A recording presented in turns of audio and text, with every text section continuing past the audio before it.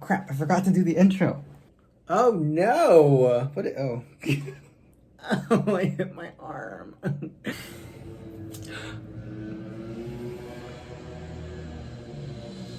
Y'all know what it is. Episode 4 of Indigenous. Wait, I need a new sound. Let's do that again. Episode 4 of Indigenous. If you're just joining us for the first time, hey you. Indigenous is a series where I explore Native peoples around the world and their societies concerning gender diversity. I'm doing this because non-binary and transgender people around the world, this big-ass world, are fighting for their rights, respect, and equality. So, the more you know, the more you can fight ignorance and hate. Especially hate that is targeted at Indigenous people just being Indigenous people. We're fighting hate that stems from, ooh, I love that vocabulary word. We're fighting hate that stems from religion, history, and colonization. Now, we've done Hawaii, we have not done Australia. We've done Hawaii, we've done India, we've done Native America, and today we're focusing on Southeast Asia and specifically Indonesia. Like the last episode, I was basically starting from scratch. I was planning on exploring the word Waria, which comes from the language Bahasa Indonesia, the predominantly spoken language in Indonesia, which is a humongous country. I knew the term Waria, but really nothing else besides the fact that they're not a cisgender group of people. I have zero background in Indonesia, which is sad because I lived in Thailand for 1 year, which is kind of close to Indonesia. I mean, you know. พูดภาษาไทยได้ครับสอนภาษาอังกฤษที่ประเทศไทย1 ปีแต่ไม่ค่อยไปอินโดนีเซียไม่รู้เรื่องถึงอินโดนีเซียครับเป็นประเทศใหญ่มากเลยใช่ไหมเฮ้ยคิดถึงพูดภาษาไทยกับเพื่อนไทยเพื่อนคนไทยใช่ปะ She's a little rusty. Anyways, so Waria are biological men who express feminine gender, and they're known as beauticians, as entertainers, as artists. Indonesia even has one Waria person who is hugely famous and is a talk show host. I heard her say her name, I watched one of her shows. Big fan.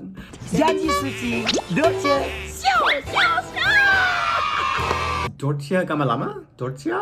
There's an interesting spelling. Here, in the Bahasa Indonesia language, woman is wanita and man is pria.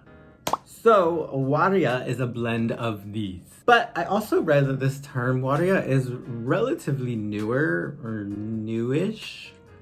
New-esque? These are not real words. Stop that. So I was reading about Waria people and I was thinking to myself, I said, self, what, bitch? If this is a new term to describe somebody who doesn't identify as cisgender, then there's gotta be other groups or another group in the country, a smaller group that have terms that go back to pre-colonial times that deal with non-binary genders. How's that for a super long conditional? My goodness. That was very violent. Word on the street is, Bahasa Indonesia is spoken so widely. It's kind of like a lingua franca in the country, or a language to connect everybody together, but everybody also speaks like local dialects or smaller languages from their village or their town or whatever. Also, because it's such a big country, you've had all these outside influences too, a lot of Dutch influence, so you've got like all this language going on, so Bahasa Indonesia connects everybody. My English language learners are probably like, Mike, slow down! God, this red shirt is really turning up the heat. Come on, crew neck. So I don't wear crew necks. So I found that more specific group that I was looking for. I really want to look at gender through a pre-colonial lens. So when I found this group, I was super excited because they have these pre-colonial linguistic traditions for gender. So next topic, the boogie people of Sulawesi, Indonesia. Pause. Actually, I think a map would help. Map! Come on, map! Dora! Dora got an upgrade. Ugh, gross. Dora's looking like a snack. Cancel that, more like the whole buffet. Get in line. Oh, it's so stupid. Okay, here's Indonesia, Southeast Asia, right? Don't forget, when you say Asia, it's incredibly broad, and we want to avoid lumping people together as much as we can. So, Sulawesi is this island right here, and it's the south part of this island. So here, there is an ethno-linguistic group called the Boogie people. And they speak Booginese, or bahasa boogie. Oh, side note, because pre-colonially, they had a language not Romanized like English or modern-day Indonesian called Lontara. Look at that! Girl, you know that's the coolest thing you've seen all day. You're welcome. Okay, so let's talk about how gender works in their society. Now, most of the people in Indonesia are Muslim. I know there's this immediate association between the word Muslim and the Middle East, but Indonesia actually has the largest amount of followers of the Islam religion in the world. So, FYI. Sulawesi is no different. Most of the people who live there are Muslim, but what is so nice about the Bugis people is that while they follow Islam, they also follow this type of gender harmony that has existed and has been followed for hundreds of years. The Bugis believe in 5 genders. So let's try and say these. Cisgendered women, makundrai. Cisgendered men, oroane. I don't know where the stress is in that word. Chalabai, biological men who live as women and they take on the roles and the dress of women and people accept them. Chalalai, biological women who live as men. And bisu, not to be confused with kiss in French. Bisu are people who embody both male and female, both in spirit and in mind. Bisu have extremely important cultural roles, extremely distinct roles, as someone who has a connection between people and the gods. For this reason, Bisu have responsibilities to learn rituals, songs, languages, because they bless people.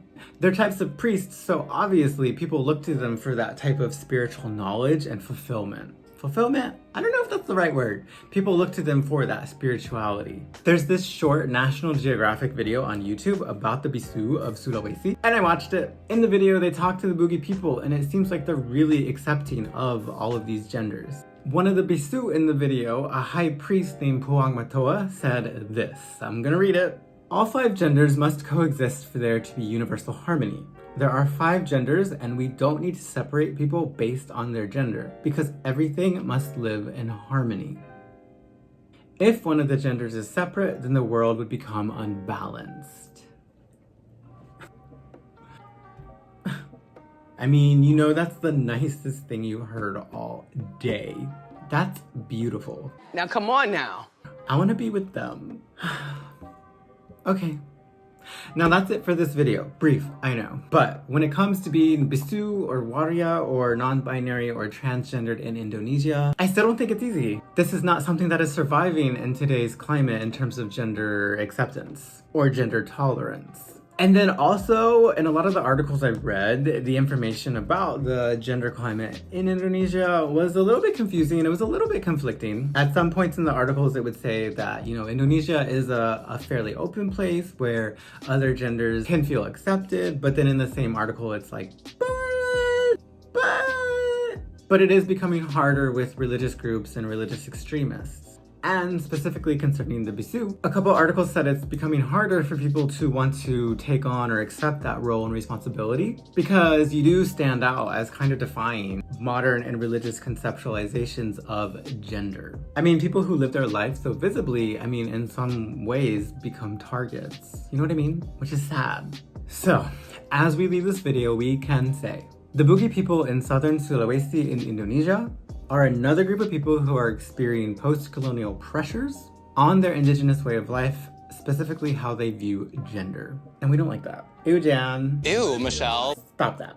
So, hashtag the more you know, hashtag share this video or one of the resources I post below, hashtag learn with me, hashtag COVID. Sorry, I had to insert that in there. I'm over it. Okay guys, thank you so much for all the support for this series thus far. I'm really loving the comments too. You guys are teaching me some things as well, and that's the point. I really want these videos to be a space for learning for everybody. You know, because there's so much going on in the world today, and honestly, education is just a tool that we can use to fight all of the bad. All right, so stay safe, stay healthy, stay active, and I'll see you next time. Ooh, next time we're gonna go over Samoa, another Pacific island, and ooh, it's gonna be big. Great. See you then. Screenshot. Come on, arms. Ooh, look how veiny my arm is. It's so weird. Keep the arms down.